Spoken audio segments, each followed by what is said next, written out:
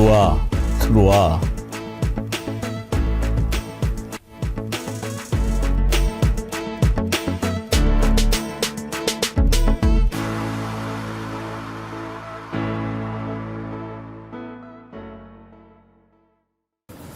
여러분 안녕하십니까? 백운기입니다. 백운기와 딥블루 깊은 바닷속에 오신 여러분들을 환영합니다. 정치 1번지에서 못다한 얘기 여러분과 더 깊이 있게 만나는 시간 백운기와 딥블루 오늘부터 시간을 매주 화요일 오후 4시로 옮겼습니다. 꼭 기억하시고 이 시간에 여러분과 함께 깊은 얘기 나눠보고 싶습니다. 여러분이 사랑하시는 두 패널과 함께합니다. 대한민국 정치의 미래. 저는 이 두 분이 있어서 기대하고 있습니다. 소개합니다. 신인규 정당 바로세우기 대표. 네, 그리고 안녕하세요. 황희두 노무현 재단 이사. 어서 오십시오. 네, 안녕하세요. 예. 나른한 오후 시간인데 이 두 분과 함께하다 보면 지루한 줄 모르게 될 겁니다. 여러분 저와 함께 그리고 우리 두 젊은 미래의 기둥과 함께 잠수 준비되셨죠? 백운기와 딥블루 퐁당 들어갑니다.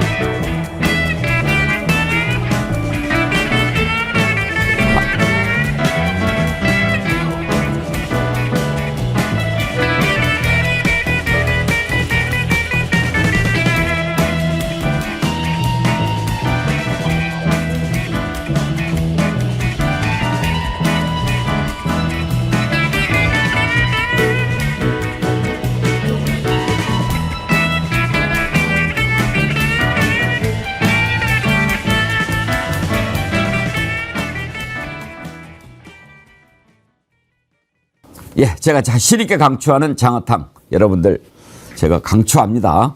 이향님 아이쿠 정어리몰 들어와서 장어탕 구매하면서 이리저리 구경하다 보니 시간이 벌써 알람 설정 안 했으면 놓칠 뻔했어요. 정어리님들 또 반갑습니다 하셨는데 예, 이향님 알람도 설정해 놓으시고 칭찬합니다. 몰 가입이 귀찮아서 전화로만 주문하다가 오늘 처음 가입했어요. 살 게 참 많더라고요. 예, 정어리몰 회원 가입하시면 정말 좋습니다. 하시고요. 이현주님, 신인규의 시대정신님. 시대정신이에요? 아, 제 유튜브 이름을 개명했습니다. 어허. 시대정신으로. 하하. 네. 딥블루 깊은 바다 시면에서 뵈니 더더 반갑습니다. 요즘 날라다니시느라 바닷속 구경은 처음이시죠? 오늘 기대하겠습니다. 화이팅 하셨는데 저하고 딥블루는 처음이네요. 예, 저는 근데 원조 정어리언으로서 예. 정말 우리 딥블루에 꼭 한번 나오고 싶었는데 우리 앵커님께서 너무 좋은 방송 자리를 또 마련해 주셔서 오늘 너무 설레는 마음으로 왔습니다. 자주 해야죠. 우리 추석 연휴 때 신인규 대표님은 용바다에서 또 우리 황희두 이사님은 저하고 추석 특집 인터뷰에서 헤어스타일이 바뀌셨는데요? 그 사이에 좀 변화를 줬습니다. 새로운 또 출발을 하겠다는 각오로. 네. 빠마하신 거예요? 네, 약간 볶았습니다. 멋지신데? 그렇죠? 아, 네. 아니 더 지금 멋있어졌어요. 헤어스타일 괜찮죠? 네. 감사합니다. 우리 신인규 대표도 가끔 펌합니다. 아, 그때 저 예전에 같이 방송을 또 매주 하거든요. 예. 보자마자 너무 잘 어울린다고. 근데 그때 또 시청자분들은 좀 반응이 엇갈렸던 것 같은데 저는 아무튼 굉장히 멋있다고. 제가 그때 한번 파마를 잘못해가지고 한동안 이제 브로콜리라고 좀 놀림을 받았던 적은 있는데 이게 자리 잡으면은 네. 아, 예쁘게 또 잘 나옵니다. 아, 또. 잘 나와요. 예. 분위기 좋네요. 최근에 그 영화 채널에서 수상한 그녀를 다시 하는데 그게 알죠? 수상한 그녀 심은경 씨인가? 나와가지고 하는 건데 이렇게 할머니가 젊은 사람 되는 거잖아요. 근데 이렇게 노래를 부르는데 앞에 이렇게 계속 할머니들 퍼머머리 해가지고 앉았는데 웬 브로콜리 밭이야 그러더라고. 진실님 라이브인가요? 아 그럼요 라이브죠. 생생한 라이브입니다. 지금부터 정말 두 분의 토크 기대해 봅시다. 저는 정말 두 분에 대해서 기대를 많이 갖고 있습니다.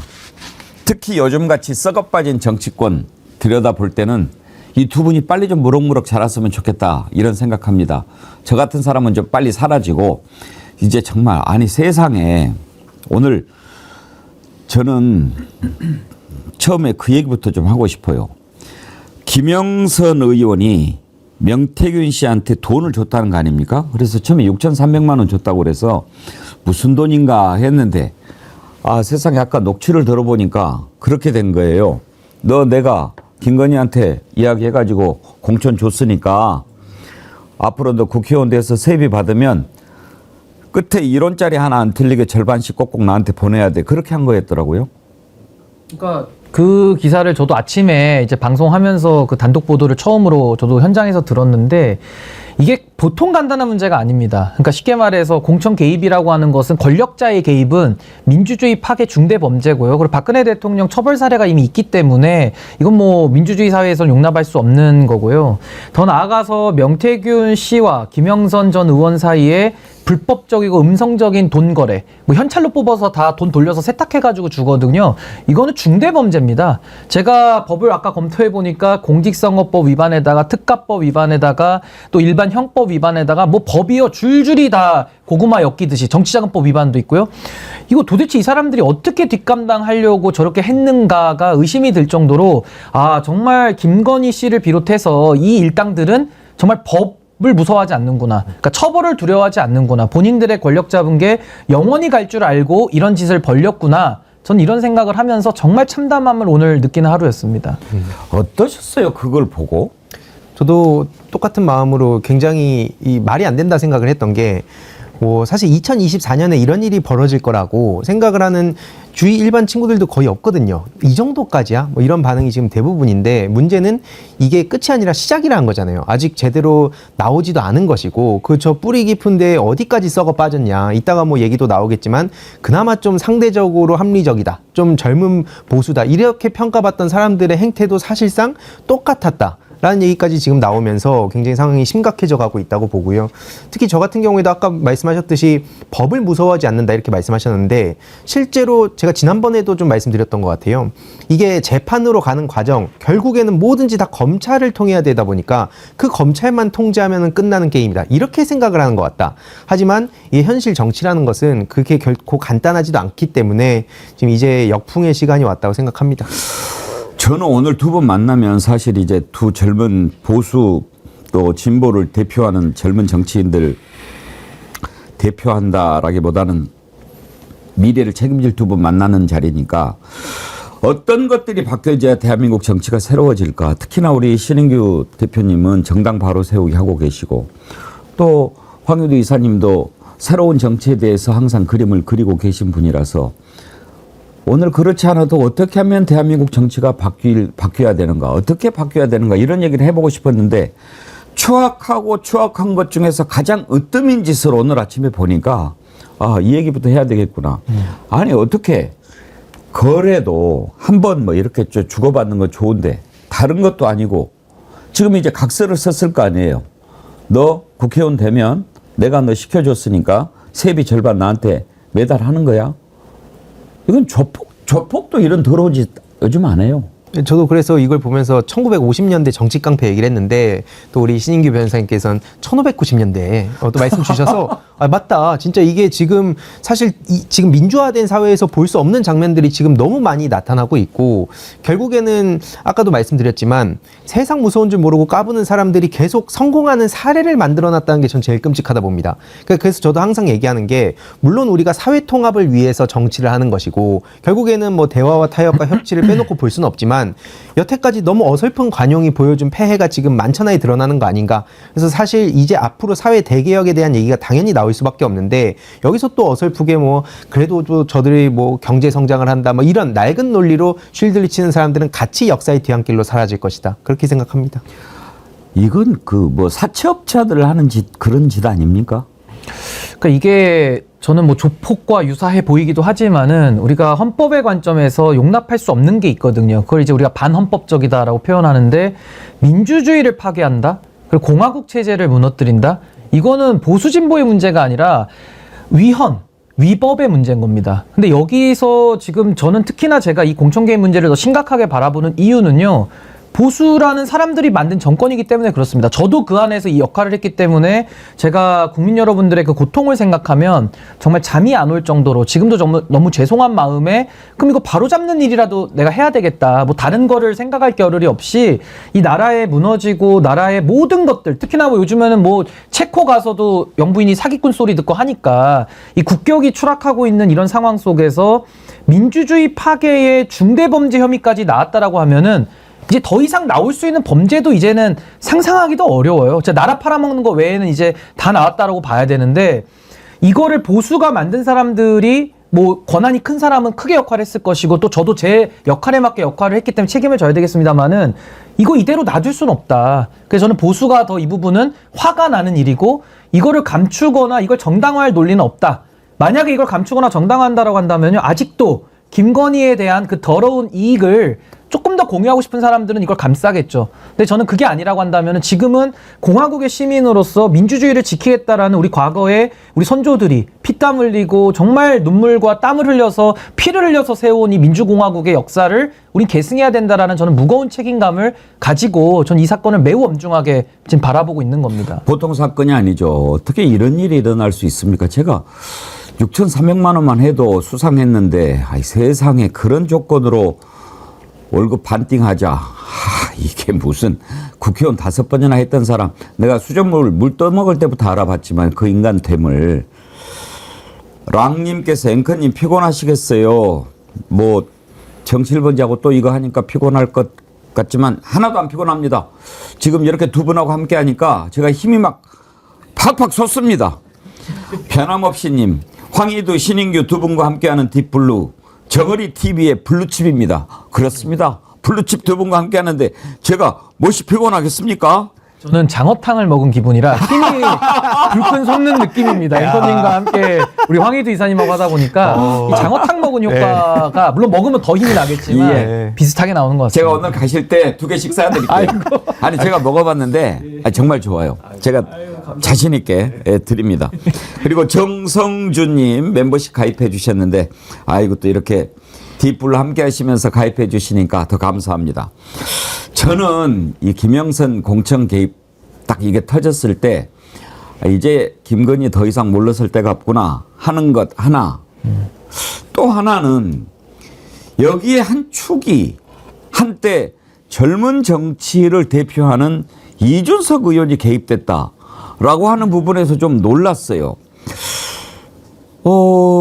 한번 좀 이거 생각해 봅시다. 왜 새벽에 김영선 의원이 그 먼 곳에 있는 지리산 끝자락에 칠불살까지 내려오라고 그러는데 내려갔을까?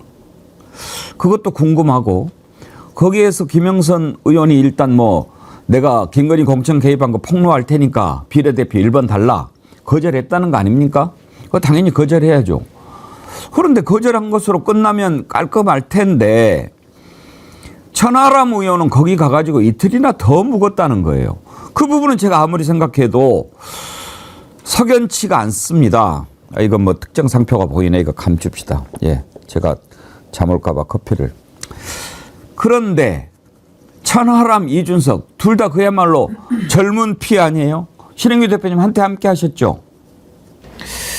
저는 사실 그 개혁신당이라는 게 태동이 될 때 저도 이제 민심동행을 제가 먼저 만들었습니다. 제가 탈당을 먼저 하고 당을 따로 만들었는데 같이 안 간 데에는 이유가 있죠. 그러니까 제가 이준석 의원을 필두로 한 소위 말하는 이제 젊은 보수들의 그 그룹들이 그래도 국민의힘 안에서는 그나마 깨끗하다라는 사람들입니다. 근데 이분들이 지금 개혁신당 나와서 소위 말하는 이런 구태적인 협잡질을 할 거를 저는 미리 예상이 됐기 때문에 같이 할 수가 없는 저는 그런 태생적 한계를 제가 느꼈고요. 어떤 걸 보고 그런 예감을 하셨나요? 뭐 자세히 말씀드리겠습니다만은 이준석 의원 자체가 이미 노회한 정치인이죠. 그러니까 나이는 물리적으로 젊지만 또 선수는 없지만 뭐 이번에 초선이니까요.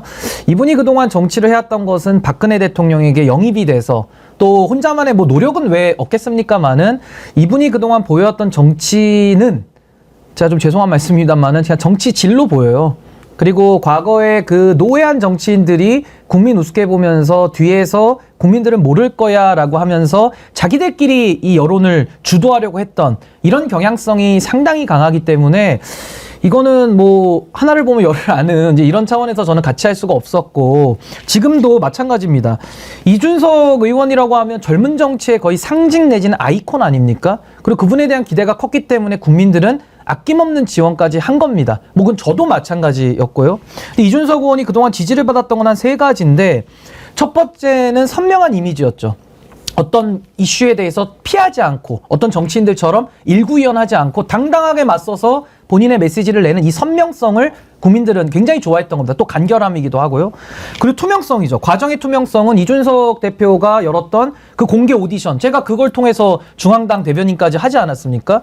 그러니까 이런 식의 과정의 투명성까지 이준석 의원이 젊은 정치인인데 많은 자신감을 가지고 해줬기 때문에 국민들이 야 이게 정말 깨끗한 정치 상징 아니냐 그러면서 이준석 의원이 가졌던 상대적으로 젊다 보니까 그 구기득권과의 연결성이 좀 약할 것이다 라는 그 기대로 좀 깨끗해 보이는 이제 이런 이미지로 그동안 이렇게 좀 승승장구 해온 건데 이번에 드러난 모습은 너무나도 이건 뭐 실망스럽기 그지없는 모습일 뿐만 아니라 지금 천하람 의원은 그 자리에 있었는데 그동안에 방송 나와가지고는 마치 이걸 모르는 듯한 연기를 했거든요. 그러니까 그런 거짓된 모습들이 뭐 이해가 안 되는 건 아니지만 본인이 뭔가 숨고 싶고 이 국면을 넘기고 싶었던 뭐 그런 욕망은 있었겠지만은 지금에 와서 김건희 씨의 공천 개입이 적나라하게 드러나고 있는 이 시점에는 이 둘의 모습은 정말 그 나무를 심는 모습이었는데 무슨 새로운 새싹의 나무를 심는 게 아니라 어떤 심겨있던 나무를 뽑아버려야 되겠다라는 전 이런 국민들에게 좀 이미지적인 구태의 모습을 보여줬다. 이건 뭐 매우 실망스러운 모습입니다. 혹시 개인적으로 이준석 의원에 대해서 다른 건 몰라도 이것만큼은 용납하기 힘들다 하는 부분이 있다면 뭘 꼽으시겠습니까? 뭐 많은데요. 그중에 대표적인 것만 꼽자면 이준석 의원은 권력을 획득하는 데까지는 굉장히 뛰어난 사람입니다. 그러니까 본인도 본인을 스스로 선거 중독자라고 소개를 할 만큼 저는 제 입으로 그런 말 못 쓰거든요. 그러니까 제가 선거에 뭐 재능이 있다 이런 말도 감히 할 수도 없는 거죠. 민심이라는 걸 정치인이 어떻게 좌우합니까? 근데 이준석 의원은 나는 선거하면 다 잘해. 난 선거 중독자야. 건들면 다 이겨. 이런 약간 좀 오만한 인식이 늘 배어 있는 것이고 이 선거 중독이라는 게 얼마나 무섭냐면요. 반대로 말하면 권력 중독이에요. 그러니까 권력을 잡는 데에는 능한데 그럼 권력 잡고 나서 뭐 할 겁니까? 그게 없는 거죠. 그래서 제가 이제 뭐 철학의 부재 내지는 내용의 부재라는 거를 지적하지 않을 수가 없는데 권력을 잡는데 능하다 보니까 사실은 윤석열 대통령하고도 손을 잡을 수 있었던 겁니다. 그래서 권력을 잡았는데 그럼 잡았으면 그 권력을 유지하거나 관리해서 좋은 나라를 만들었으면 이런 비판 안 받았겠죠. 근데 너무나도 허무하고 허탈하게 그냥 쫓겨나 버리면서 바깥에 나가가지고 당 만들고 이렇게 해온 거니까 저는 그 일련의 과정을 국민들이 다 지켜보셨고 그리고 하나만 더 지적하면 이준석 의원은 언론 중독입니다. 그러니까 선거 중독, 권력 중독에 이어서 언론 중독인데 이게 뭐냐면 탈당하는 국면에서도 저 같으면 제가 제 거취를 결정할 때 숙고하고 결심이 섰을 때 기자회견하고 그냥 끝내면 되거든요. 근데 기억하시겠습니다만은 작년 10월부터 제가 이제 10월 25일에 탈당을 했는데 이준석 의원은 11월 달부터 12월 27일 본인이 탈당하는 그 시점까지 무슨 탈당의 가능성이 1%씩 올라간다라는 무슨 말장난 비슷한 정치를 하면서 언론을 다 주목을 시킨 겁니다. 그리고 또 하나 생각나는 것은 뭐 무임승차 같은 경우도 무임승차 제도를 개선하자라는 취지인데 무임승차 폐지 이렇게 던져버리거든요. 그러니까 이런 식의 좀 소위 말하는 좀 언론의 주목만을 이끄는데 능하고 언론이 주목에 들어가서 국민들이 권력을 쥐어줬을 때 어떤 나라를 만들겠다라는 순수한 비전과 공적인 목표 이건 부재했다라는 게 전 이준석 의원에 대한 제 평가입니다. 황희도 이사님은 이준석 의원 어떻게 평가하시는지 궁금한데요. 저도 사실 뭐 하고 싶은 말은 많은데 일단 앞에 말씀에 전적으로 다 공감하고요. 저는 특히 게임을 했었던 입장에서 예. 이준석 씨를 봤을 때 정치를 굉장히 게임처럼 한다. 실제로 그 생각을 하던 와중에 뭐 정치 게이머냐 이런 비판이 국힘당 내에서도 막 나왔었거든요. 어설프게 제갈량 흉내내지 마라 뭐 이런 얘기도 나왔는데 아니 뭐 게임의 전략을 저는 어느 정도 적용하는 게 아예 틀렸다고 생각은 사실 하지 않습니다. 왜냐하면 결국에 이게 정치라는 것도 총칼 없는 전쟁이나 마찬가지이기 때문에 그런 요소들 뭐 여러 가지 뭐 전략을 짜는 건 알겠는데 문제는 그 방식이 그냥 언론의 서폿이라든지 아니면 그 본인 핵심 지지층들이 여기저기 막 난동 부리고 다니는 거라든지 그런 거품들을 제외했을 때 그 수면 위에 딱 드러난 그 성과가 과연 제대로 평가받는 게 맞냐? 그럼 저는 너무 포장이 많이 크게 과대 포장이 돼 있다 생각을 하는 겁니다. 특히 예를 들어서 저는 전형적인 트롤러라고 생각을 하는 게요. 게임에서 전형적으로 이런 유저들이 있습니다. 잘 되면 이건 내 덕이고 지면은 일단 팀원 탓하는 거. 게임이 끝나기도 전부터 내 팀원 때문에 이 게임 망했다고 먼저 정치질, 아까 정치질 말씀 주셨는데 게임에서도 소위 정치질이 유명하거든요. 근데 저는 게임에서 그런 식으로 하는 사람들을 봤는데 현실 정치에서 그것도 지금 나이 먹을 만큼 먹었는데 막 계속 젊은 척하면서 그런 식으로 정치하는 게 저는 개인적으로 납득이 안 갔습니다. 뭐 예를 들어서 실제 사례로 보면 우리 신인규 변호사님도 강하게 지적을 해주셨듯이 뭐 당장 자기가 대선 지선 다 이겼다라 그럴 땐 엄청나게 막 천재적인 것처럼 마케팅을 하더니 그래놓고 막상 지금 논란되니까 윤상현 공관위원장이 한 건데 이런 식으로 빠져나가는 거. 그리고 실제로 저 통합 과정에서도 이번 총선 때 한번 난리가 난 적이 있습니다. 본인 핵심 지지층으로 삼는 펜코 안에서도 이준석 씨에 대한 책임론이 막 커져가는데 그때 아직도 기억나는 게 그때 당시에 그 펜코에서는 그 천하람 씨가 당시에 그 자강론파다. 이게 자강론파, 통합론파로 막 싸우고 막 그랬었어요. 근데 천하람 씨가 그쪽으로 가니까 방송에서 갑자기 생방 중에 천하람이 통합론자였다. 이런 식으로 얘기를 하면서 앞에 이렇게 방패를 세우는 듯한 모습을 보이더라고요. 아니 이게 아무리 자기가 뭐 지금 욕을 먹고 수세에 몰리고 또 천하람 씨가 상대적으로 응원을 받는다 하더라도 같이 팀 플레이를 해가지고 같이 협력을 해야 되는데 최소한 제가 뭐 겸양의 미덕을 바라는 것도 아닙니다. 최소한 같이 정치를 한다는 사람이 어떻게 자기 욕 먹으니까 다른 사람들 앞에다가 방패로 삼아갖고 정치를 하나. 그러니까 이제 신인규 변호사님처럼 옆에서 잠깐 이렇게 봤던 실제로 뭐 이준석 씨가 좋아서 간 게 아니라 말씀하셨듯이 공개 오디션으로 갔잖아요. 근데 이것도 마치 사람들은 이준석이 신인규를 키웠는데 어떻게 이럴 수 있냐 이런 식으로 몰아가거든요. 제가 옆에서 봤을 때도 키운 게 아니라 그런 제도가 마련돼서 들어가서 실력으로 여기까지 왔습니다. 누구보다도 능력주의, 실력주의를 강조하는 이준석 씨는 신인규 변호사한테 할 말 없다고 봅니다. 근데 이제 그런 식으로 얘기를 안 하는 거죠. 프로게이머 하셨는데 혹시 게임을 할 때 승리가 목적 아닙니까? 맞습니다. 이기는 게. 그래도 그 과정에 반드시 지켜야 될 또는 넘어가서는 안 될 그런 선이 있나요? 실제로 스타크래프트 제가 했던 게임은 1대1 게임이니까 게임 설정 자체도 선멸전이라 합니다. 그건 말 그대로 상대를 선멸하는 거예요. 그래서 실제 정치랑 비슷한 뭐 고지전이라든지 이런 여러 전략들이 있는데 문제는 뭐냐면 게임과 정치의 차이. 사람의 공감 능력이 있다 봅니다. 그러니까 결국 게임에서는 내가 이렇게 이 부대를 여기로 끌고 가. 뭐 공격을 해. 그럼 막 공격하고 막 피 튀기게 싸우죠. 근데 현실에서는 그런 식으로 사람을 섬멸하려는 게 아니라 정치라는 것은 결국엔 사회 통합으로 가지 않습니까? 그러면 아무리 내가 마음에 안 든다 하더라도 서로 대화로 풀고 내가 뭐 상대방이 어느 정도를 또 받아줘야 내 것도 적용을 할 수 있는데 그런 방식이 아닌 거예요. 뭔가 마음에 안 드는 거 있으면은 막 그 본인 핵심 지지층들이 여기저기 가가지고 막 좌표 찍고 막 물고 뜯고. 그러니까 이거는 사실 뭐 이준석 개인만의 문제라고 보기는 어렵습니다. 사회 전반적으로 지금 막 해외에서도 비슷한 일들이 있지만 누구보다 이걸 즐기면서 막상 문제 제기하면 뭐라 그럽니까? 내 입으로 내가 지시했던 증거 갖고 와라. 이런 식으로 맨날 빠져나가요. 최소한 본인의 영향력을 누구보다 잘 알 텐데 그거에 대해서 그러면 공개적으로 하지 말라고 자중하라고 얘기한 적이 있습니까? 그런 게 없기 때문에 비판을 하는 것이고 결국 정치는 그래서 리그 오브 레전드라는 게임이 있습니다. 이게 5대5 게임인데 팀플레이입니다. 아무리 내가 마음에 안 드는 사람이 있다 하더라도 보통 이제 가장 유명한 게 승급전이거든요. 내 그 점수가 달린 게임. 거기서는 정말 마음에 안 드는 팀원이 있어도 같이 적어도 이 판이 끝날 때까지는 협력을 합니다.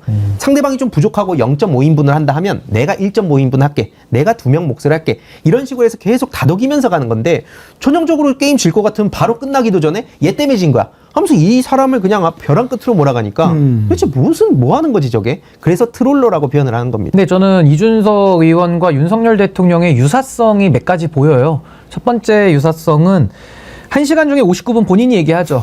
이준석 의원도 비슷합니다. 말이 굉장히 많은 편이었고 저도 들으면서 좀 내 고막에서 좀 피가 나는 거 아닌가라고 좀 지혈을 한 적도 있었고 또 하나는 책임지지 않는 것도 비슷합니다. 뭐 아까 황희두 이사님 말씀하신 대로 남 탓을 많이 하죠. 그러니까 책임을 전가하니까 영광은 누리되 책임은 지지 않겠다.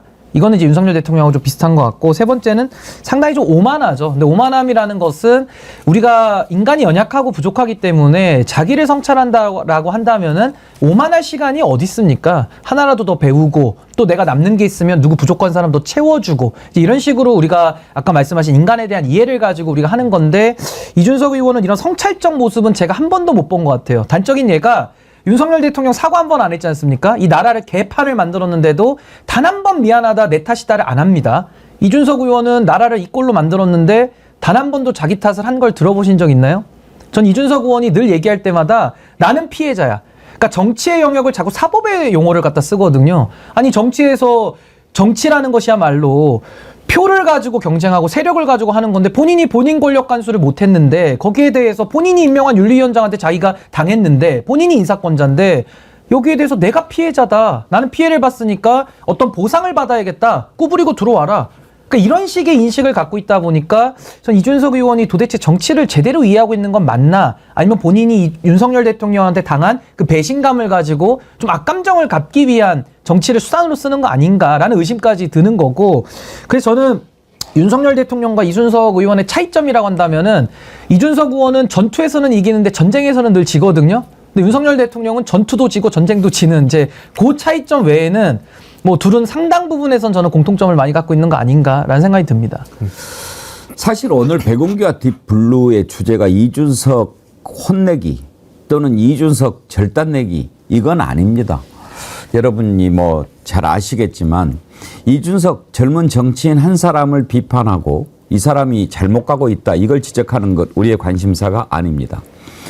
우리의 관심사는 지금 김영선 정치 개입이라든지 김영선 공천 개입이라든지 이런 과정에서 벌어지고 있는 온갖 추악한 모습들, 이건 바로 정말 사라져야 될 전형적인 구태 정치의 모습인데 이런 것들이 이제 싹 정리를 해야 됩니다. 그건 누가 할 수 있습니까? 지나간 물은 할 수 없습니다. 바로 두 젊은 정치인들이, 아니 두 젊은 분들이 이제 해 나가야 되는데 이 과정에 한때 신인규 대표님 말씀하신 대로 젊은 정치 아이콘으로 불렸던 사람이 무슨 역할을 했는가? 그러면 과연 우리 한국 정치는 어디에서 희망을 찾을 수 있는가? 그런 것을 생각해 보기 위해서 하는 얘기라 하는 점을 말씀을 드립니다. 우리가 이준석 정치인 잘 자라기 바랍니다. 아직 젊잖아요. 저는 이제 두 분이 이준석 의원에 대해서 매우 비판적인 시각으로 얘기해 주신 것을 들으면서 어떤 것이 떠올랐냐면요. 지난번 대선 때 윤석열 후보가 계속 이렇게 지지율이 떨어졌지요. 그 과정에 이준석 당시 대표가 했던 말이 하나 떠올랐습니다. 비단 주머니. 내 말 잘 들으면 비단 주머니 준다 이런 얘기죠. 과연 그러면 비단 주머니 속에 뭐가 들어있을까? 저뿐만 아니라 많은 사람들이 궁금했을 겁니다. 신인규 대표님이 그때 당시 이제 같이 계셨으니까 기억하겠지만 그 중에 하나가 뭐 출근길에 지하철역에 나와서 추운데 코 박고 절하기 뭐 이런 거 있었는데 저는 그때 이준석 대표가 젊은 나이에 정말로 보수 정당의 대표가 됐으니까 젊은 시각이 담긴 참신한 아이디어들이 그 비단 주머니에서 많이 쏟아져 나올 거라고 기대를 했거든요. 그런데 막상 그 비단 주머니 다 열었는지도 모르겠지만 오히려 더 노예하고 막 그 세상에 찌드는 것들을 버무리거나 재포장하거나 그런 수준이었던 것으로 저는 평가하는데 어떻게 보십니까? 그 제가 이 얘기를 하면 아마 믿으실지 모르겠어요. 제가 그냥 나는 있는 우리 그대로 신인규 대표님 이야기하면 다 믿어요. 아니 저는 그냥 있는 그대로 얘기를 해보겠습니다. 안 믿으실 수도 있지만 전 있는 그대로 얘기를 해보겠는데 제가 이준석 의원하고 임기를 같이 한 게 8개월입니다. 아까 말씀하신 그 비단주머니도 제 임기 중간에 있었던 일인데요. 이준석 의원과 함께 했던 그 8개월 내지는 뭐 그 이후에 뭐 소송까지 한다 그러면은 뭐 한 15개월 될 겁니다. 뭐 제가 정당 민주주의를 위해서는 한번 같이 싸운 적도 있으니까요. 그 기간 동안에 이준석 의원과 단 한 번도 어떤 나라를 만들겠다라는 걸 술자리도 뭐 많이 가져본 적도 없지만 어떤 만남의 장소였었더라고 하더라도 단 한 번도 나눠본 적이 없습니다. 그 이해가 되시는지 모르겠습니다. 그걸 제일 많이 했을 것 같은데. 근데 이준석 의원이 59분 얘기할 때 뭘 얘기하냐면요. 59분 동안에는 이런 얘기를 많이 합니다. 어느 선거 지역구 다 알아요. 저는 뭐 솔직히 우리가 지역 잘 모르지 않습니까? 어디 안 가보면은 관심 있는데 몇 군데 빼놓고는 그러니까 저희 잘 모르죠. 동네나 뭐 제가 학교 다녔던 동네 외에는 구 이름도 좀 생소하거든요. 네. 근데 이준석 의원은 본인이 뭐 철도도 잘 알고 아는 게 많고 또 관심이 많다 보니까 어느 지역구의 인구 분포 내지는 거기 표 성향까지 다 외웁니다. 근데 그거를 갖다가 딸딸딸딸 따발총처럼 막 눈이 반짝반짝거리면서 신나가지고 얘기를 많이 하거든요. 그럼 저는 이제 그런 얘기를 듣다 보면 어떤 생각이 드냐면 되게 신기하다. 어떻게 저걸 다 알지? 근데 그건 이해가 돼요. 정치를 오래 했으니까 뭐 그럴 수 있겠다. 우리도 뭐 어느 업계에 오래 있으면 주변 얘기 많이 알지 않습니까? 근데 그것밖에 없다라는 걸 확인했을 때 나오는 허탈감, 절망감은 너무 큰 겁니다. 그러니까 이 사람에게 어떤 정치 지도자로서 뭐 언론에서는 뭐 차기 대권 주자 뭐 대표로서 대선 지선 뭐 본인이 승리했다라고 늘 광을 팔다 보니까 언론에서는 너무 주목하죠. 그리고 이준석 의원 페이스북에 점 하나만 올려도 기사 뜰걸요? 그런 정치인 없죠. 그건 어마어마한 능력인데 그 능력을 좋은 데다 쓰느냐 나쁜 데다 쓰느냐는 또 그 사람의 선택이거든요. 근데 이준석 의원은 뭐 억울하면 이준석 의원이 전 반론했으면 좋겠어요. 어떤 나라를 만들고 싶은지를 얘기를 안 했기 때문에 전 너무 허탈하고 공허했는데 제가 하도 궁금해서 이준석 의원의 책을 사봤습니다. 책엔 써 있겠지. 그래서 그 뭐 책 제목이 잘 기억은 안 나요. 하여튼 2권 중에 한 권인데 거기 이제 끝부분에 보면 나는 왜 정치를 하는가라는 파트가 있어요. 제가 그 끝부분부터 먼저 읽어봤습니다. 왜냐면 궁금하니까. 앞엔 안 읽었고요. 앞엔 그냥 라면 받침대로 썼고 뒤에 나는 왜 정치를 하는가를 읽어보니까 이게 저는 정치인한테 너무 중요하다고 보거든요. 그 사람의 철학이자 정치를 하는 이유 동기 아니겠습니까? 근데 거기 읽어보시면 앞에는 갑자기 뭐 동기를 밝히겠다라고 하더니 딴 데로 셉니다. 그러더니 2페이지 넘어가는데 끝나요. 그래서 제가 이거 어디서 물어보지? 뭐 빠졌나? 인쇄가 잘못됐나? 제가 오늘 다시 한번 가서 또 한번 읽어보겠습니다. 아직도 없어요. 그래서 저는 만약에 국민들께서 그런 부분을 이해하고 계신다면은 그건 전 그런 거 공론화 좀 해봤으면 좋겠어요. 근데 이준석 의원이 왜 정치를 하고 어떤 나라 만들겠다라는 거를 아마 한두 마디로 설명할 수 있는 사람 없을 겁니다. 그래서 제가 이거를 가장 단적인 예로 어떻게 지적하냐면 개혁신당 있지 않습니까? 개혁신당은 사실상 이준석 정당이죠. 그건 뭐 부인할 수 없을 겁니다. 아무리 뭐 천하람, 허은하 그분들 뭐 훌륭한 면도 있겠지만은 그분들이 당을 주도한다고 생각 안 합니다. 그럼 이준석 정당인데 지금 허은하 대표 체제 아닙니까? 뒤에 백보드에다가 개혁신당의 정치를 뭐라고 소개하는지 아십니까? 용기라고 소개합니다. 용기. 그게 어떻게 정치의 목표가 되고 철학이 됩니까? 용기는 보수든 진보든 모두가 다 갖고 있어야 되는 게 용기인 거고 용기 없는 사람을 우리가 비판할 수는 있지만 그냥 본인이 용기 내서 하면 되거든요. 근데 개혁신당의 정치는 용기다. 이 수준이고 또 하나는 이번에 개혁신당에서 무슨 교육 프로그램 한다 해서 제가 관심 있게 봤어요. 어떤 걸 가르치나 16주에 걸쳐서 뭐 한다 해가지고 봤더니 제목이 놀라지 마십시오. 1주부터 16주까지 다 문제점입니다. 아니 문제점만 16주 배우는 거예요. 그러니까 이게 뭘 말하냐면은 어떤 평론, 비평, 욕을 하긴 쉽죠. 근데 그 다음이 없는 겁니다. 그게 지금 개혁신당까지도 아마 제가 그 그룹에서 이탈한 이후 지금 한 1년 가까이 됐습니다만은 아마 이분들이 그런 공론화를 안 했구나라는 것을 저는 그냥 간접적으로 전 이해하고 있다라는 생각이 듭니다. 사실 신인규 대표님이 말씀하신 그 책을 저도 봤어요. 보면서 저도 똑같은 생각을 했습니다. 나는 왜 정치를 하는가라고 해서 그 부분을 좀 들여다봤는데 기대에 못 미쳤지요. 나는 왜 정치를 하는가에 대해서 저한테 가장 큰 울림을 줬던 의원은 유승민 의원입니다. 유승민 의원이 쓴 책을 보면 그 부분이 가장 많이 할애가 되어 있습니다.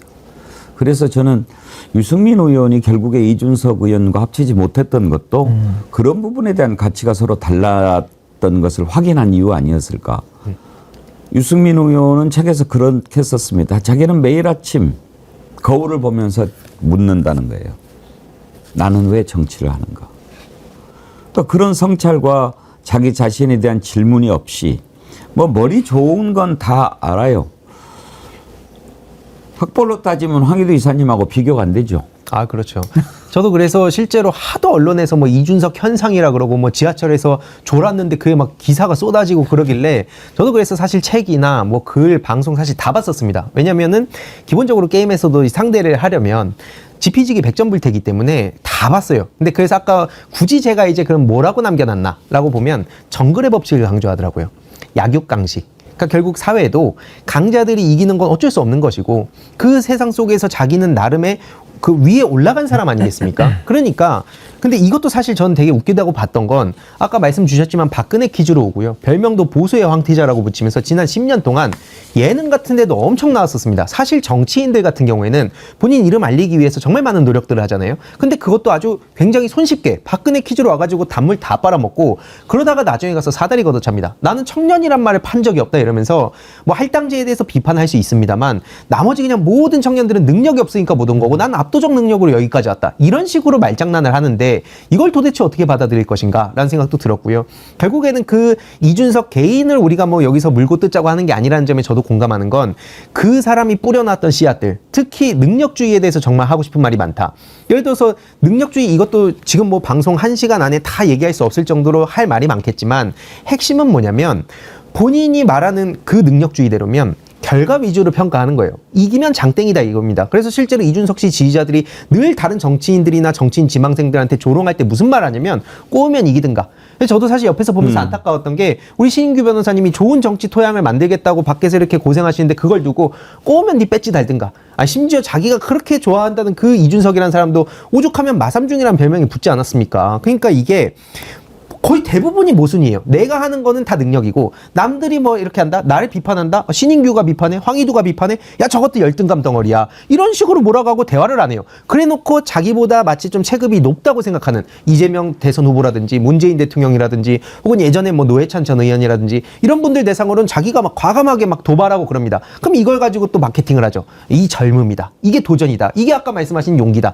뒤에 용기를 붙일 게 아니라 약육강식 그 자체라고 저는 봅니다. 근데 저는 황희두 이사님 보면서 전 참 놀라는 게 저는 좀 경험적으로 안 거거든요. 예. 물론 압축되게 학습을 했지만은. 근데 황희두 이사님은 경험은 없으시지만 오랜 세월 그 자료 누적을 통해 가지고 너무 정확하게 통찰적으로 이 사람에 대한 규정, 정치인에 대한 평가를 하고 계시다라는 게 저는 매우 좀 놀라는 지점이고 그냥 저는 정리하면 이런 것 같아요. 이준석 의원에 대해서는 뭐 이거는 본인이 밝히면 될 일이니까 제가 일단 비판을 좀 하겠습니다. 철학이 없는 거죠. 그러니까 철학이 없는 정치의 한계를 저는 보고 있다. 그게 전 칠불사에서 나무 심는 거라고 보거든요. 그러니까 우리가 왜 정치 철학, 특히나 유승민 전 대표님 같은 경우는 정치 철학이 있기 때문에 저는 그분을 존경합니다. 왜냐하면 그분도 물론 정치적으로 실수한 거 많이 있어요. 그렇지만 제가 그분을 존경한다고 말씀을 공개적으로 드린 이유는 말은 잘 안 바꾸거든요. 그 유승민이 말하면 믿음은 갑니다. 그 제가 이야기하는 것은 철학이 있는 사람은 말을 함부로 잘 못 바꿉니다. 어떻게 사람의 세계관이고 철학이 그 사람의 인격이고 아이덴티티인데 그걸 어떻게 순간순간 바꿔갑니까? 그러니까 저는 철학이 있는 정치인, 영혼이 있는 정치인은 너무나도 필요하고 소중하고 참 귀하다. 전 이번에 돌아가신 우리 장기표 선생님 있지 않습니까? 저는 그분이 제야에서 활동했다고 하지만은 그 특검 폐지에 대한 목소리를 많이 외치셨거든요. 저 울림이 있다고 봅니다. 그분이 뭐 배지는 한번 못 달았을지 모르지만 누군가는 그 인생을 갖다 폄훼했을지 모르지만 전 그럼 그분한테 묻죠. 그렇게라도 철학 있게 살아봤냐고. 그게 굉장히 중요한 거거든요. 저는 우리 정치가 말의 신뢰를 잃어버렸고 정치인들이 말해도 안 믿습니다, 이제는. 그것은 기성 정치인들이 말 갖고 장난치고 국민들 뒤통수 치고 본인들 뒤에서는 사리사욕 채우고 이게 너무 편만했기 때문에 이준석이면 요거 좀 다른 거 좀 해보면 안 되나? 라는 기대를 가졌던 거예요. 근데 그게 이제 저는 와르르 무너지고 있는 순간이다라는 생각이 좀 듭니다. 아름구슬님께서요. 정치는 머리로 하는 게 아니죠. 그렇죠. 그러셨죠. 연진님 잠자는 쇼까지 해대는 쇼 정치인. 이준석이 잠자는 쇼 했나요? 이제 아마 지하철에서 근데 지하철 이용하는 건 쇼는 아닙니다. 네. 지하철은 자주 타고 다니는데 그 잠자는 모습이 아마 찍혀가지고 네.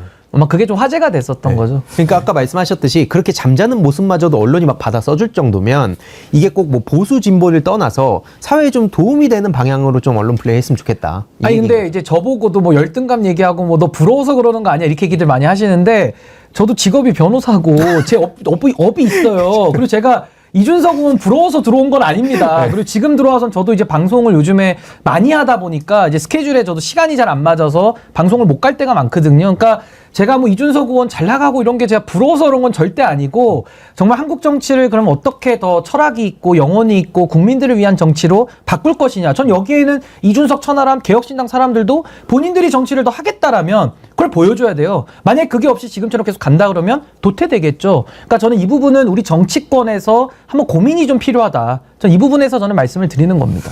부러울 게 뭐가 있겠습니까? 우리 국민들이 다 보고 있는데요.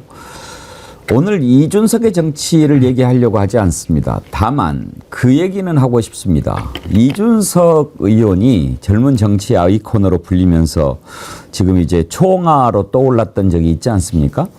그런데 저도 왜 자꾸 그 얘기만 할까 하는 게 있습니다. 뭐냐면 삼국지 얘기입니다. 삼국지를 참 많이 봤나 봐요. 그래서 접근마다 삼국지 얘기를 하고 고사를 인용하고 그렇게 하는데 젊은 정치의 아이콘이라고 하는 이준석 의원이 왜 자꾸 삼국지 얘기를 하는가? 지금 대한민국 정치 프레임이 삼국지 정치가 돼야 되는가? 이 부분에 관해서는 한번 생각을 해볼 필요가 있습니다. 삼국지 정치, 거기에 대비되는 미래 정치는 어떤 정치가 돼야 할까? 이것은 결론 후반부에 한번 우리가 생각해 보도록 하겠습니다. 먼저 삼국지 정치, 우리 프로게이머 삼국지 전쟁이니까 삼국지 정치는 뭐다라고 얘기할 수 있을까요?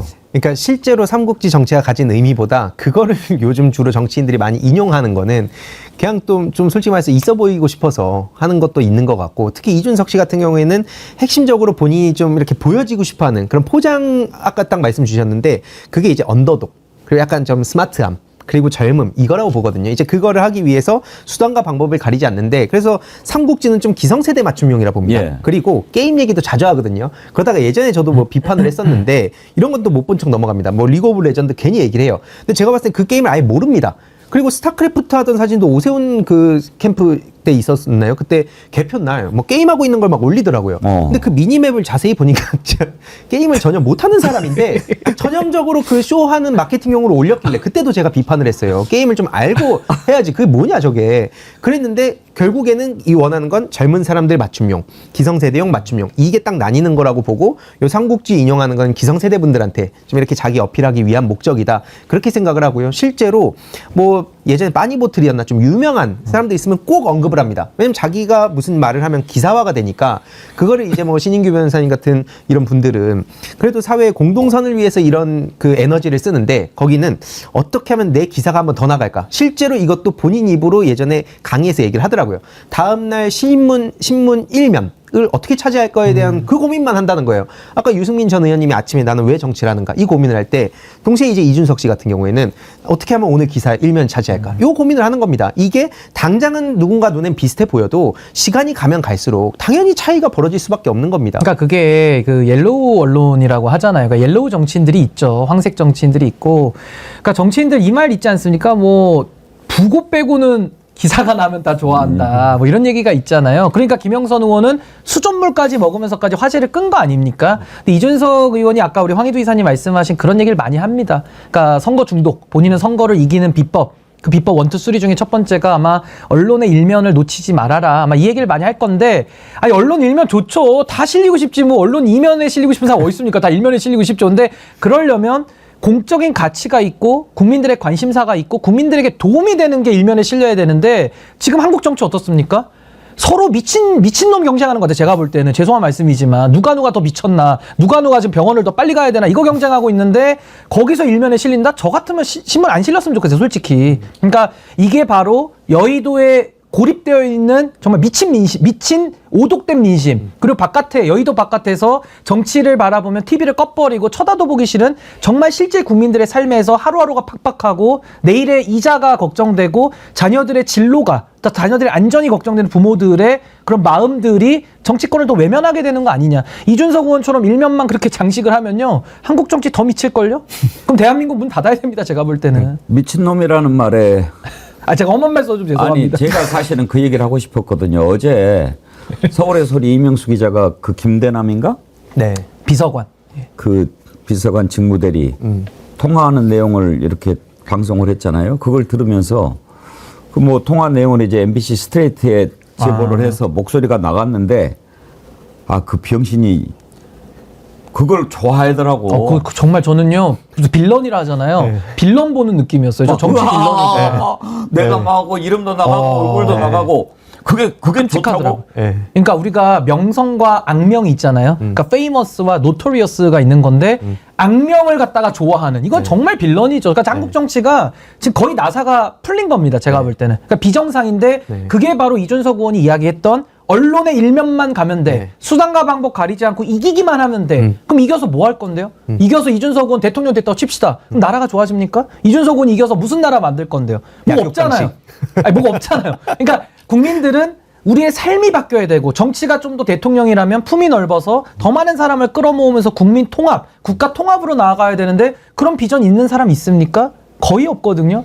그러니까 이준석 의원에 대한 실망하는 부분이 그거죠. 그런 정신 나간 자가 대통령실에서 참모를 하고 있는 거예요. 그게 그러니 올바로 가겠습니까? 아니 어떻게 자기가 지금 어떤 처지에서 그게 나갔는지를 모르고 그걸 좋아서 낄낄대고 웃고 있단 말이에요. 이게 또 다시 돌아와서 이준석 의원을 비판을 제가 해야겠다고 결심했던 계기가 딱 요거랑 연결됩니다.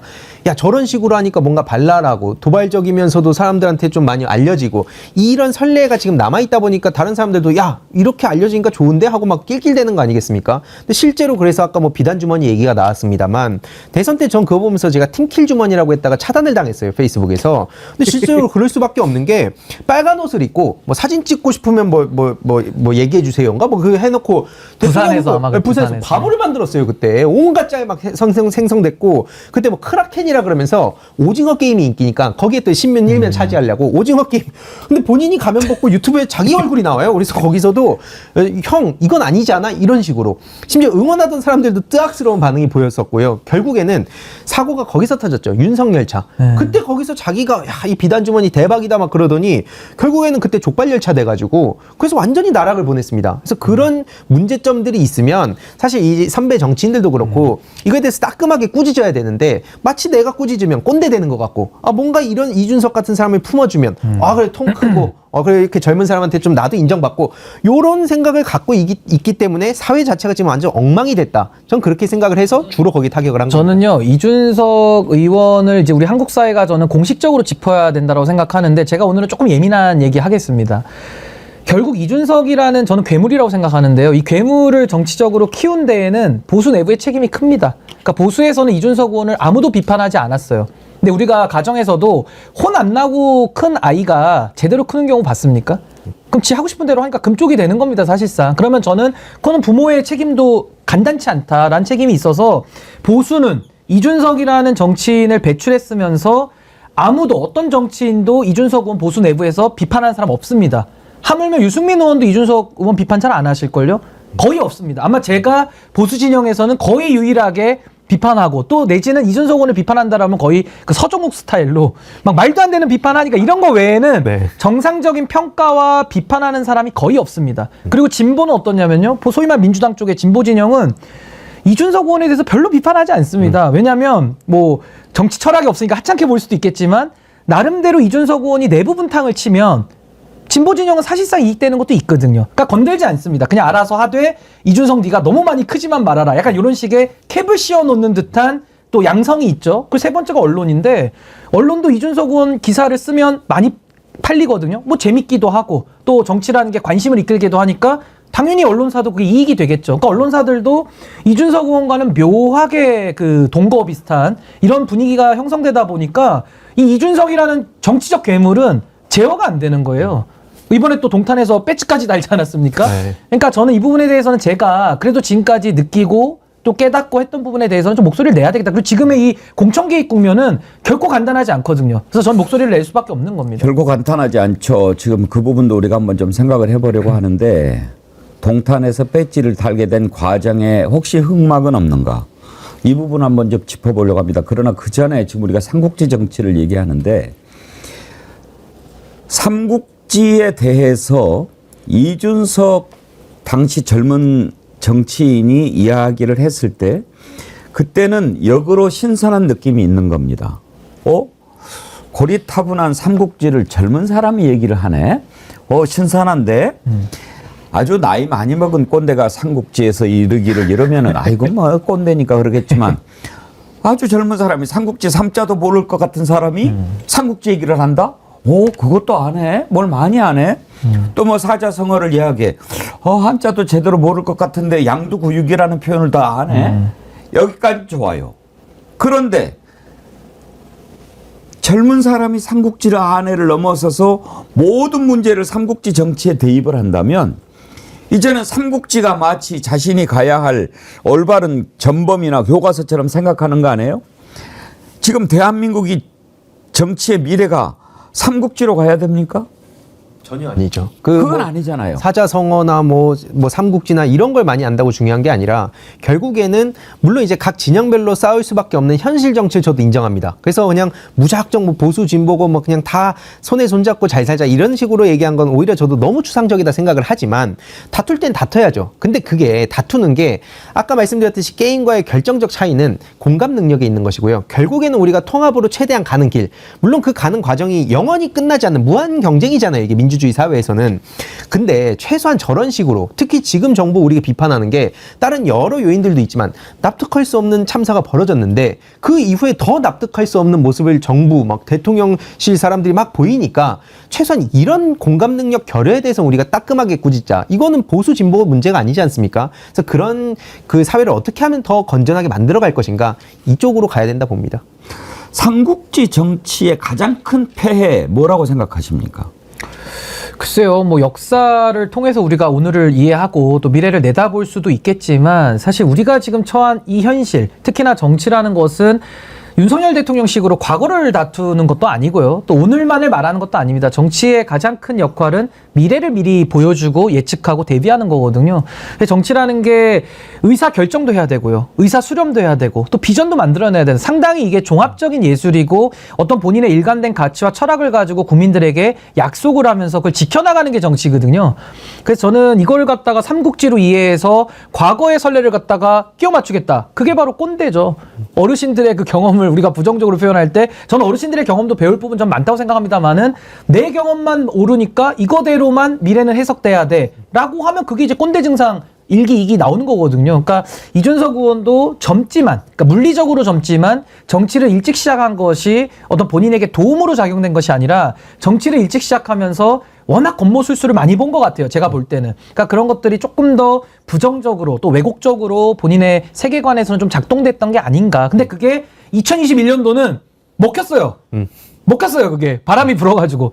그러면 우리가 법칙이라 그러면은 이준석 의원이 또 건들면 먹혀야 되거든요. 근데 전당대회도 지져, 총선도 사실상 패배했죠. 그러니까 이게 안 되는 건 안 되는 거거든요. 그러니까 뭔가 저는 우리가 과거를 무시할 수는 없습니다만, 뭐 삼국지도 전 읽어도 된다고 봐요. 근데 그것만 가지고 한국 정치를 풀어내겠다, 국민들과 소통하겠다, 그건 좀 하나의 고집 아닌가. 저 그런 생각도 좀 듭니다. 그렇죠. 뭐 삼국지를 읽지 말자는 게 아니죠. 삼국지 정치의 가장 큰 문제, 저는 그렇게 생각합니다.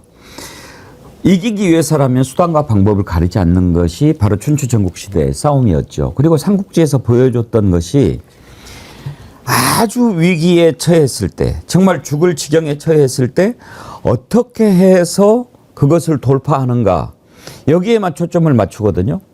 그러면 옳고 그르고가 없어요. 이기면 옳은 거고 지면 그런 거예요. 그게 삼국지 정치의 핵심이라고 저는 봅니다. 그래서 이기기 위해서라면은 수단과 방법을 가리지 않는 것.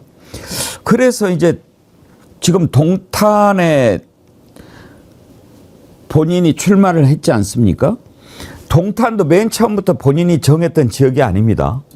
맨 처음에는 대구로 간다. 그 다음에 뭐 호남도 생각한다.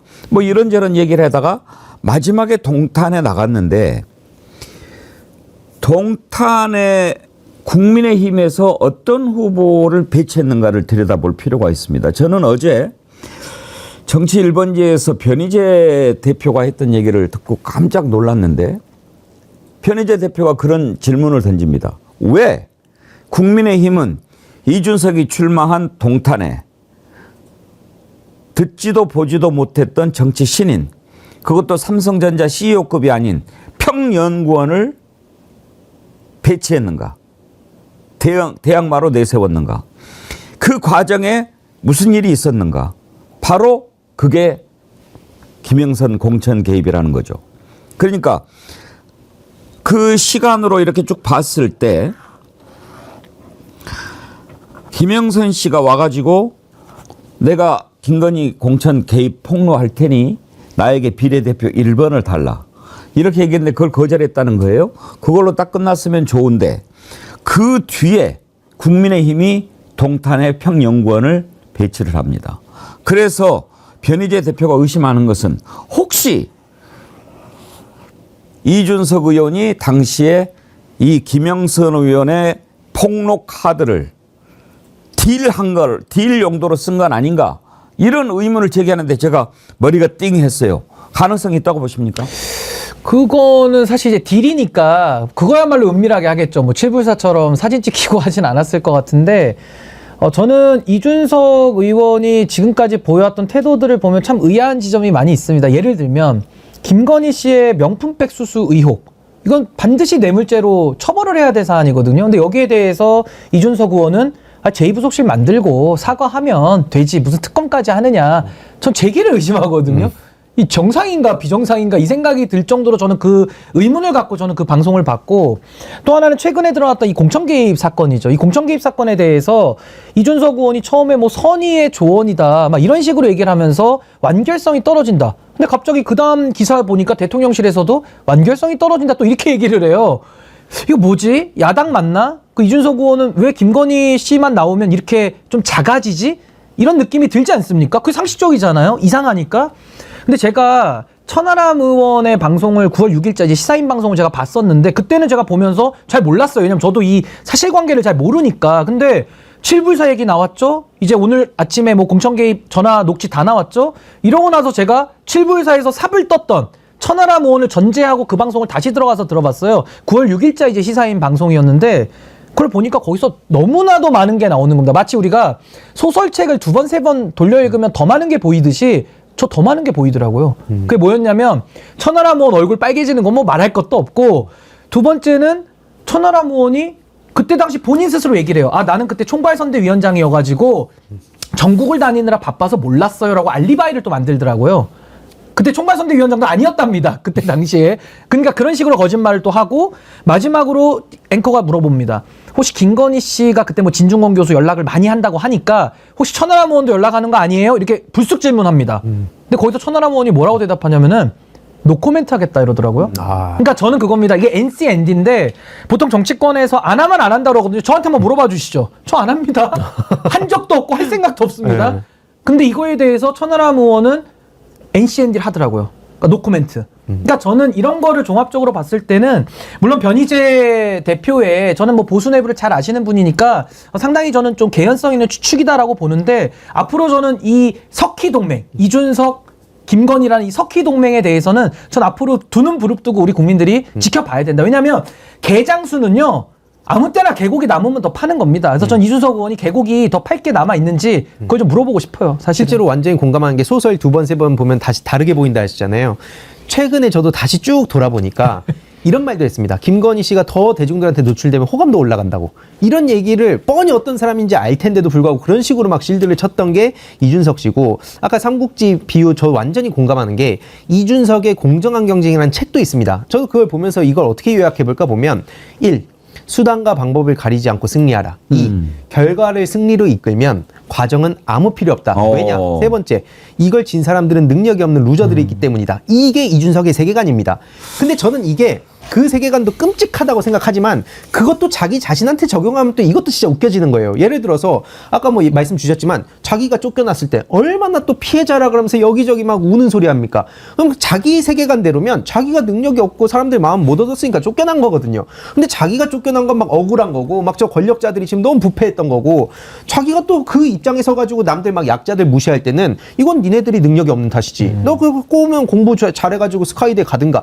이런 식으로 얘기를 하는 게 이게 어떻게 제대로 된 정치를 하겠습니까? 이건 단순히 무슨 이준석이라는 사람을 시기 질투하는 것도 아니고 보수 진보의 문제도 아닙니다. 문제는 실제로 총선 때 얘기만 하나만 더 하면, 그때도 제가 정말 보면서 끔찍했던 게 일반인 딸을 건드렸잖아요. 결국에 그 허위 사실이라고 나중에도 나왔습니다. 채널A에서도 그때 당시에 굉장히 센 그 징계를 받았던 걸로 기억하고 있는데 그거에 대해서 사과했습니까? 전혀 사과도 안 하고요. 그리고 그때 당시에 또 함익병 씨가 옆에 그 서가지고 유세 현장에서 이런 말을 합니다. 이승만 씨 얘기하면서 그때 한창 건국전쟁 논란 때였어요. 옆에서 뭐 이승만이 민주주의의 씨앗을 뿌렸다 그러면서 이거에 대해서 뭐 부정을 하면은 뭐였더라, 국민 자격이 없다는 식으로 말을 합니다. 자기 바로 옆에서. 그럼 자기가 평소에 비판을 하는 거는 이승만 같은 사람을 쳐내자. 뭐 산업화 민주화 세력들 다 구태로 몰고 내가 이제 새로운 미래를 이끌겠다고 하면 옆에서 그런 말 했을 때 최소한 다른 얘기를 하든가. 옆에서 박수 치고 있어요. 근데 그래 놓고 또 딴 데 가가지고는 열심히 광파는 거. 이거는 사람들이 자꾸 혼란스럽게 만들어서 여기저기서 그냥 자기 주워 먹기만 하고 있는데 이거 잘못 걸리면 큰일 나는 겁니다. 이제 그 민낯이 아주 일부 드러나고 있다 봅니다. 그래서 저는 요 공천 개입 관련해서 이준석 의원 말 바꾼 것만 제가 조금 지적을 좀 하고 싶은데 이건 팩트니까요. 말 바꾼 거. 그러니까 처음에는 선의의 조언이다 이렇게 얘기를 했고 공천 개입 여부는 텔레그램만 하나만 봐서는 모르겠다 애매하다 뭐 완결성이 떨어진다 이렇게 얘기를 했거든요.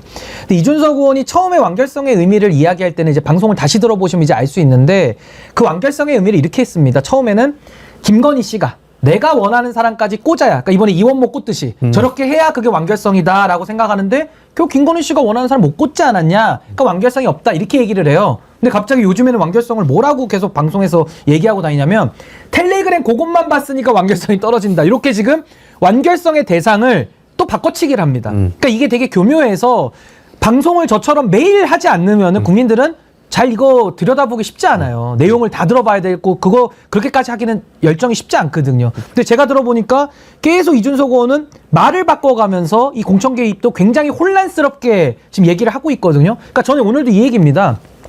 이 사안에서 이준석 의원이 왜 중요하냐? 텔레그램이라고 하는 공천 개입, 김건희 씨의 공천 개입의 직접 증거를 봤다라고 본인이 주장했기 때문에 중요한 사람이다. 그리고 또 하나는 뉴스토마토의 최초 보도에 인용된 의원이 본인 당사자라고 밝혔기 때문에 중요하다. 그리고 세 번째는 본인이 국민의힘 당대표 시절에 2022년 5월 달입니다. 그때 당대표로 김영선을 공천했는데 지금 그 공천에 공천 개입 사실이 나온 거예요. 그럼 그때 당대표로서 그 사실을 가장 많이 알아야 되는 거고 그 사실을 알았으면 증언할 책임이 있는 지금 야당 대표로서는 올바른 소리를 해야 되는데 갑자기 사안을 축소하고 심지어 허은하 대표는요. 이 사안을요. 실패한 로비 프레임으로 가져갑니다. 김영선의 실패한 로비. 아, 누가 김영선 실패하고 성공하고에 누가 관심 있습니까? 그거는 본인 당의 일이지. 그러니까 이런 식으로 정치를 올바르지 않게 하니까 계속 질문이 들어갈 수밖에 없어요. 그러면서 개혁신당 당사자들이 나와서 방송하는 얘기를 다 모아서 들어보면 모순투성이거든요. 그러니까 저는 이런 것들을 쭉 봤을 때 지금 이준석 의원이 이 사안에 대해서 자꾸 이상한 얘기를 하니까 우린 물을 수밖에 없고 그럼 최종 질문은 이겁니다. 오늘 시점, 오늘이 며칠입니까? 9월 24일 기준으로 그 완결성이 지금 거의 다 나왔어요. 많은 증거들이 나왔습니다. 지금 이준석 의원은 김건희의 공천 개입에 대한 입장이 뭡니까? 요거 하나만 물어보면 되는 겁니다. 아직도 선의의 조언이냐? 아직도 애매하냐? 아직도 대통령실의 입장을 지지하느냐? 요것만 물으면 되는데 오늘도 인터뷰 온 거 제가 이 바쁜 와중에 듣고 왔거든요. 엉뚱한 얘기만 합니다. 그러니까 본질이 아닌 얘기만 하면서 국민의힘 또 까던데 그렇게 해서 이게 해결이 되지 않습니다. 네. 정우님께서요. 삼국지는 예전에 중국에서는 곤모술수만 배운다고 해서 금지한 책입니다. 그랬나요? 그건 제가 잘 모르겠습니다만 삼국지 정치의 폐해가 뭐냐? 왜 삼국지가 우리의 교과서가 될 수 없느냐 하는 것.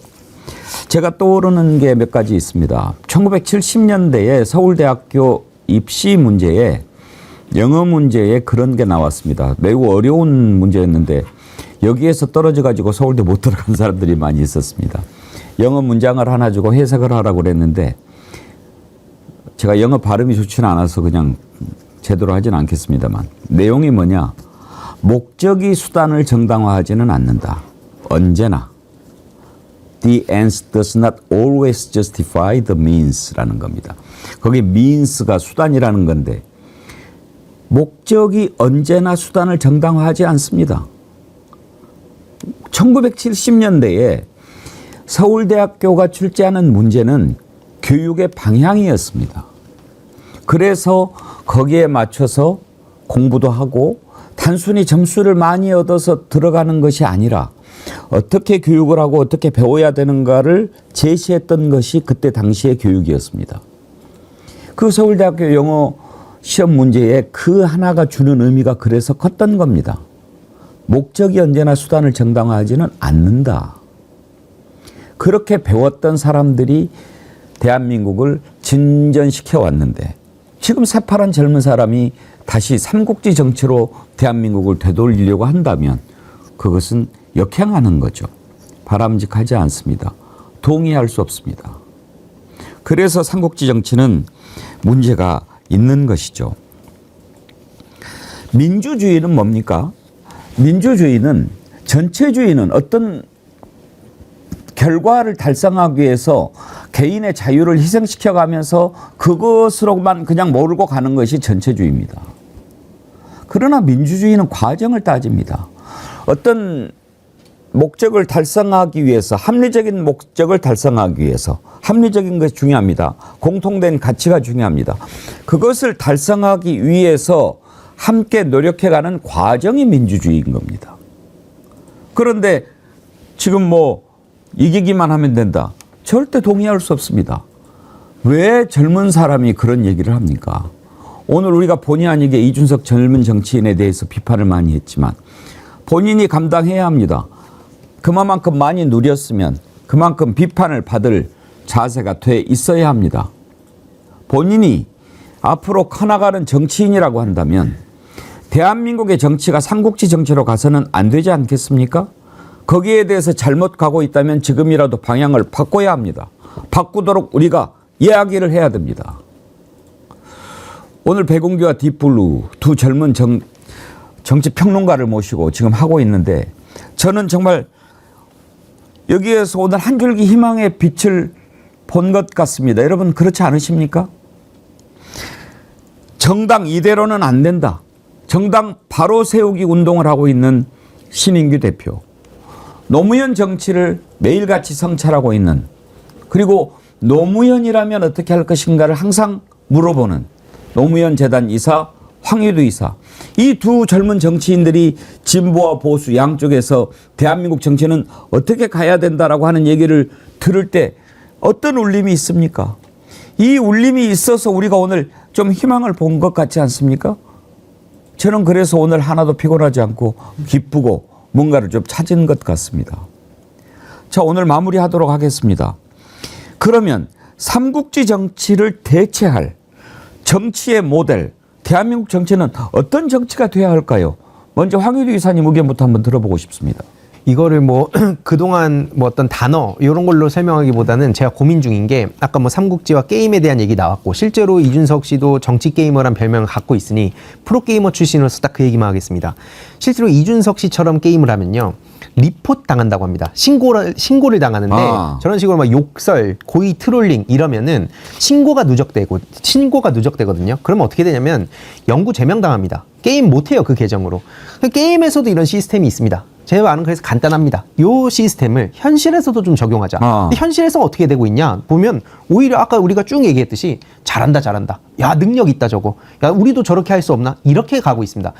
저런 유저가 실제로 게임에 있으면 다시는 게임 못한다는 걸 현실에서 제발 적용하자. 그래서 제가 오늘 뭐 시간이 없어서 더 막 리그 오브 레전드의 세계관에 대해서 얘기는 못했지만 결국 그 게임 안에 공동체 사회에 대한 여러 가지 철학이 담겨 있다 보거든요. 그 공동체주의. 특히 뭐 노무현 대통령 말씀으로 마무리하자면 예를 들어서 신인규 변호사님과 제가 붙었어요. 오늘은 제가 이기더라도 내일은 제가 질 수 있습니다. 그러면은 내가 상식적으로 이겼을 때 상대방 그 죽은 그 유저 위에서 춤추고 조롱하고 이러진 말아야죠. 근데 그걸 잘한다, 젊다, 참신하다라고 띄워줬던 민주 진영에 있는 선배님들도 꽤 많습니다. 지금 요 돌아가는 상황들을 보고서도 그런 말씀하실 수 있는지 전 묻고 싶고요. 이게 언제든 내가 이길 수 있고 질 수 있다는 걸 인정하는 게 민주주의의 기본 시스템, 그 철학이라고 생각을 합니다. 예, 우리 신인규 대표님 미래의 정치 어떤 정치가 되어야 될까요? 저는 노무현 대통령님의 그 정치를 떠올려 보면 한 두 가지 생각납니다. 하나는 이제 감동 있는 정치 같고요. 아마 그게 이제 바보 노무현으로 상징이 되는 거고, 두 번째가 이제 사람 사는 세상 아니겠습니까? 그러니까 사람을 중심에 놓고 항상 인격적으로 어떤 사람을 대하더라도 그렇게 올바른 전 정치를 추구하셨던 분이다. 물론 뭐 정치적 성과에 대한 평가는 우리가 뭐 다르게 하더라도 그 노력은 저는 너무 높게 평가를 하고, 지금 우리 정치에 필요한 건 전 노무현의 이 있습니다라고 보거든요. 그때 그 3당 합당에서 본인은 모든 게 정말 이제 가시밭길이 예상되는데 노무현 대통령이 이 있습니다로 소리를 지르셨고, 그 이후에도 재보궐선거 당선돼서 이제 재선이죠. 재선으로 왕성하게 활동하고 그냥 종로 나가면 당선인데 그걸 버리고 지방 그 부산에 내려가서 이 지역 감정 해소해야 된다. 이 사명감 가지고 가는 그 모습은요.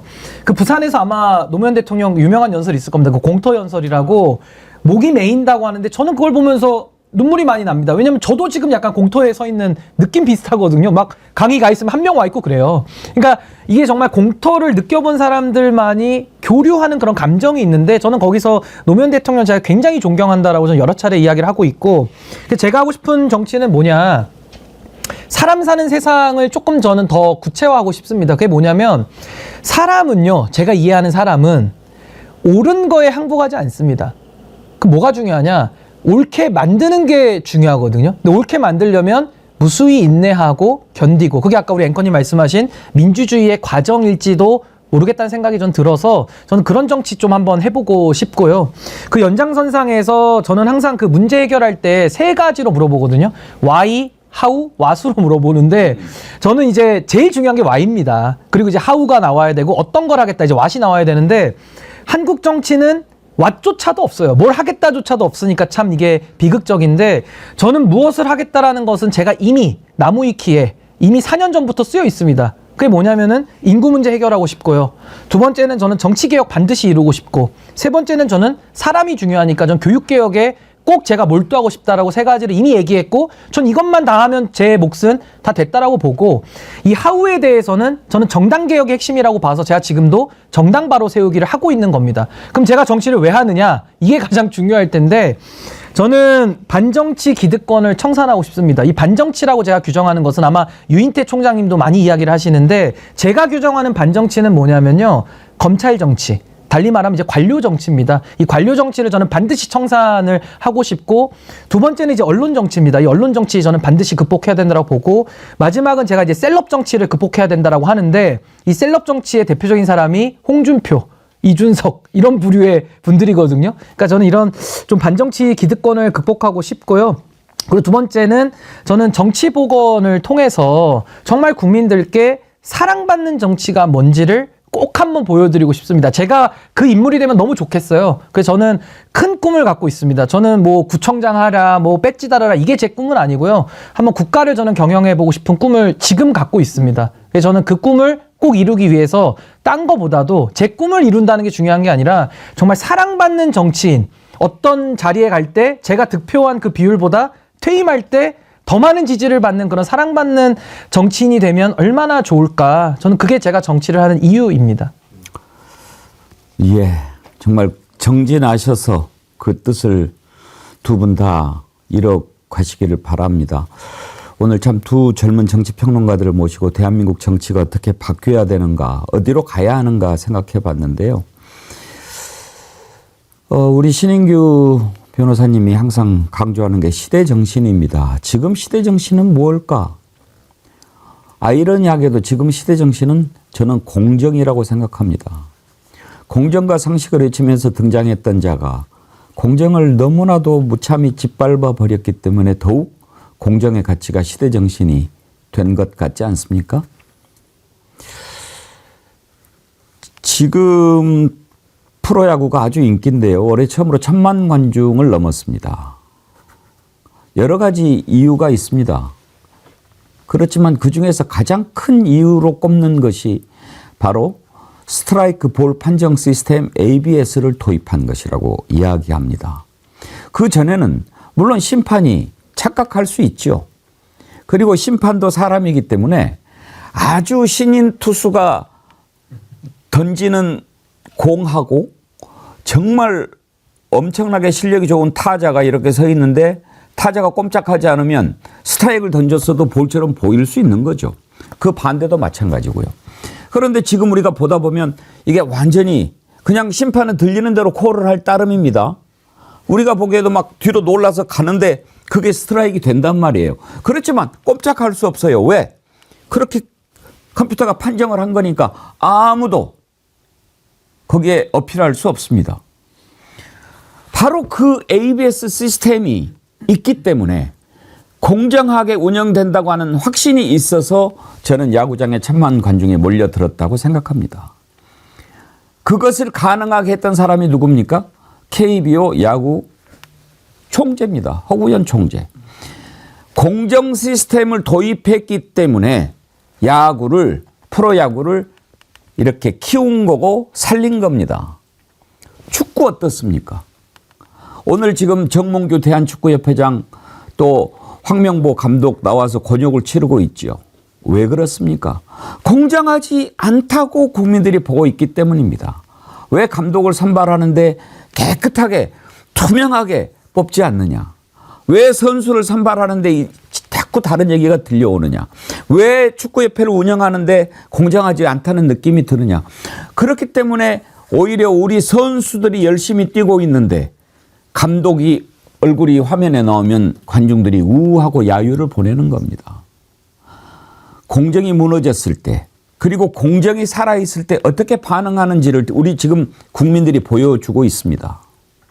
저는 그래서 지금 이 시대의 시대 정신은 공정인데 이 공정을 무참하게 짓밟아버린 자, 이 자를 처단하고 공정을 바로 세울 때 대한민국 정치가 바로 선다고 생각합니다. 그 길에 이 두 젊은 분들이 함께 있다라고 하는 것이 저는 오늘 매우 기쁘고 기대가 됩니다. 정성주님 아까 회원 가입해 주셨는데 슈퍼챗 보내주셨습니다. 신인규 시대정신 곧 책이 나옵니다. 관심 부탁드립니다. 이분 아세요? 저를 많이 응원해주고 계셔가지고 오늘도 너무 좀 죄송해요. 제 방송 다 쫓아다니시면서 이렇게 아이고. 슈퍼챗을 해주시니까 저는 그 기대와 응원을 정말 더 책임 있게 해야 될 그런 사명이 있다고 저는 봅니다. 이분들이 이렇게 팬심을 갖고 함께 해주실 때는 반드시 이유가 있는 거죠. 우리 신인규 대표님도 초심을 잃지 않고 계속 하시면 아마 정성주님이 더 큰 박수 보내실 겁니다. 저는 정어리 TV에 평생 나오려고 합니다. 나와서 변하면 우리 앵커님께 혼도 좀 나고 변하지 않게. 그렇게 사람은 항상 자기 검열과 또 자기 체크를 성찰을 늘 해야 되기 때문에 저도 지금의 이 마음이 더 단단해지고 또 변치 않도록 저도 최선의 노력을 다하겠습니다. 우리 신인규 대표님도 제가 초심을 잃지 않도록 항상 좀 지켜봐 주시고 변하지 않게 좀 기도해 주십시오. 네, 정어리는 영원하다고 저는 봅니다. 이도경님도 슈퍼챗 5만 원 보내주시면서 황희두님 멋지십니다. 신병과 함께 기대되는 정치인이십니다.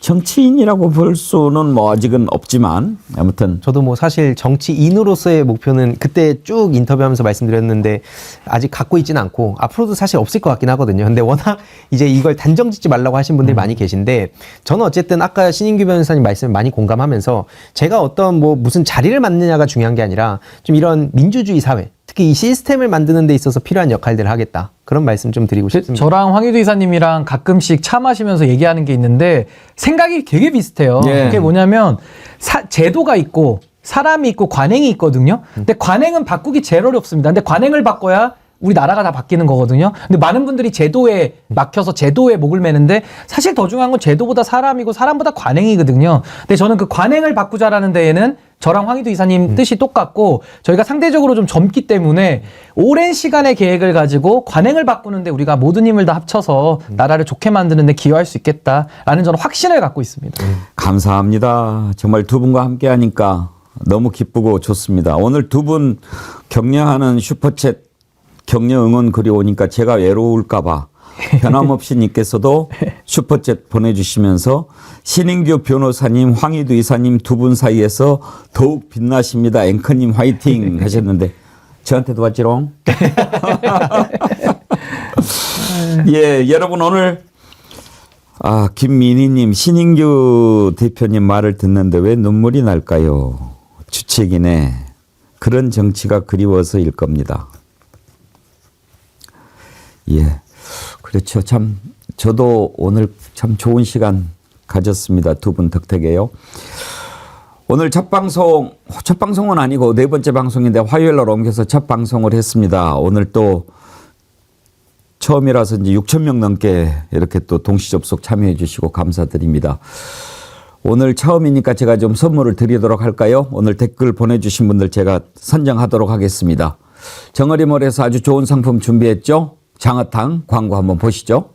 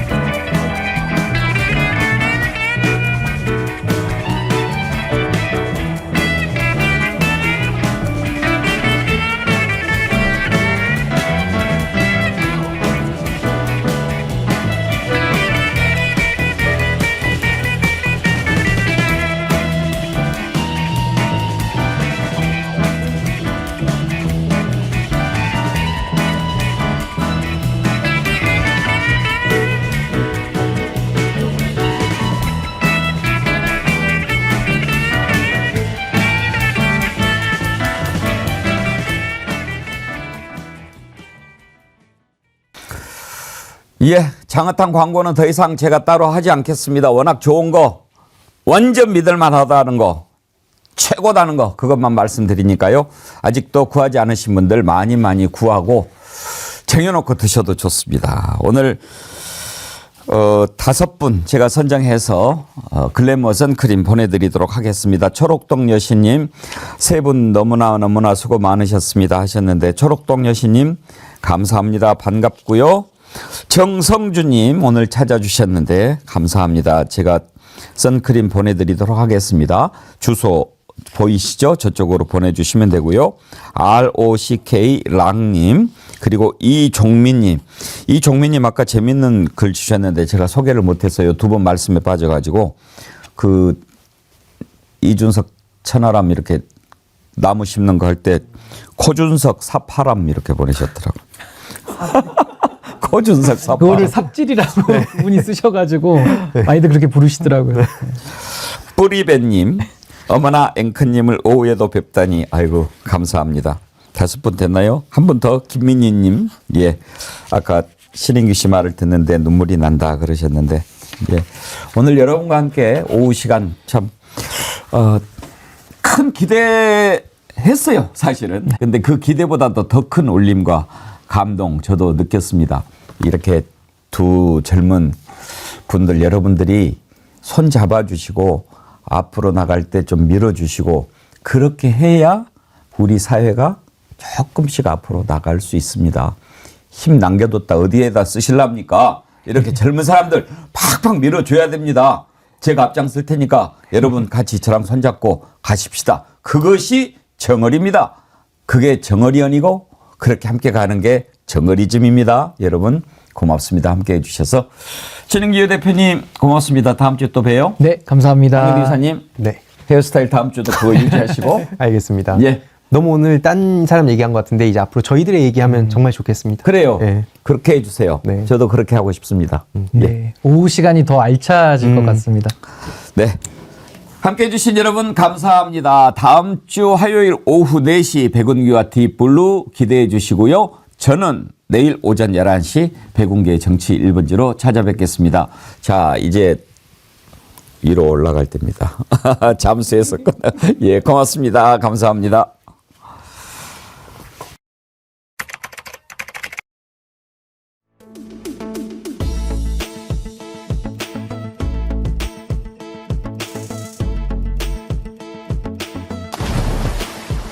들어와, 들어와.